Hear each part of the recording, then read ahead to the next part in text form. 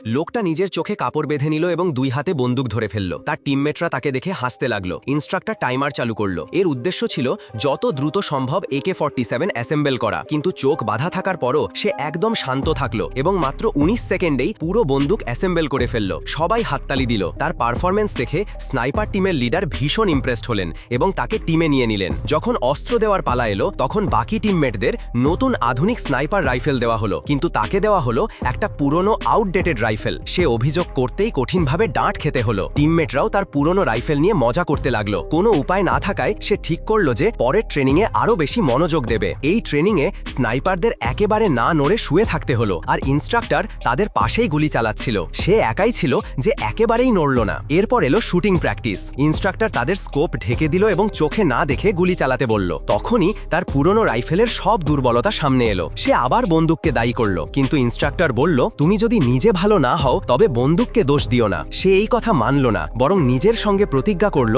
যে সে নিজের যোগ্যতা প্রমাণ করবেই। এক নাইট শুটিং এক্সারসাইজে অন্ধকারে টার্গেটকে মাত্র একটি গুলি দিয়ে হিট করতে হতো। বাকিরা গুলি চালিয়ে চলে গেল, কিন্তু সে শান্তভাবে বসে রইল। ইনস্ট্রাক্টর জিজ্ঞেস করল, এখনো ফায়ার করনি কেন? সে উত্তর দিল, আমি তো এখনো গুলি চালাইনি। তারপর কোনো আলো ছাড়াই সরাসরি টার্গেট হিট করে ফেলল, সেই পুরনো রাইফেল দিয়েই একদম পারফেক্ট শট। এরপর সে ট্রেনিং শেষ করলো এবং শীঘ্রই তার প্রথম মিশন এলো। শত্রুরা এক পুরনো ফ্যাক্টরির ভেতরে লুকিয়েছিল এবং তাকে অর্ডার দেওয়া হলো তাদের শেষ করতে হবে। একজন শত্রু ফ্যাক্টরির ভেতরে, আরেকজন আবর্জনার স্তূপে লুকিয়েছিল। এত ভালোভাবে লুকানো ছিল যে খেয়াল না করলে বোঝা যেত না। দুই স্নাইপার অনেকক্ষণ স্থির হয়ে বসে থাকলো, কিন্তু আবর্জনার দুর্গন্ধে শত্রুটি সামান্য নড়ে চড়ে উঠল। সেই ছোট্ট নড়াচড়াতেই তার অবস্থান ধরা পড়ে গেল এবং লোকটা সঙ্গে সঙ্গে তাকে ধরে ফেলল।